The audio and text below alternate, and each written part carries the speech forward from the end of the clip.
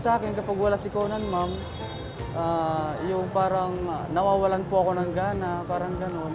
Parang kung wala siya, parang tinatamad po ako mag-duty kasi yun lang po yung talaga yung lakas ko para ma-con ko siya na yung mawala po yung mga stress.